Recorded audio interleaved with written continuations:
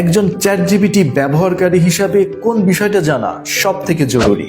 যদি আমাকে প্রশ্ন করেন আমি বলবো সেটিংস। চলুন আজকে চ্যাট জিপিটি সেটিংসের এমন কিছু অপশন নিয়ে কথা বলি যেটা ভালো রেজাল্ট পাওয়ার জন্য এবং চ্যাট জিপিটিতে নিজেকে নিরাপদ রাখার জন্য জানাটা ভীষণ জরুরি।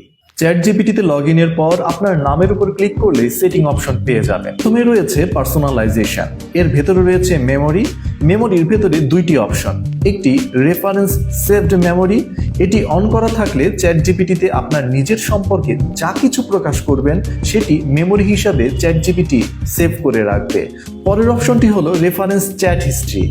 এটা অন করা থাকলে জিপিটি আপনার সর্বশেষ 10টি চ্যাটকে তার মেমোরিতে রেখে আপনার যে কোনো প্রশ্নের উত্তর দেওয়ার চেষ্টা করে। চ্যাট জিপিটির এই তথ্য সংরক্ষণের বিষয়টি আপনার পছন্দ না হলে আপনি এটাকে জাস্ট অফ করে রাখতে পারেন।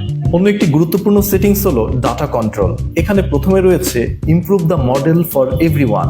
এখানে ক্লিক করলে আরো বেশ কিছু অপশন পাওয়া যায়।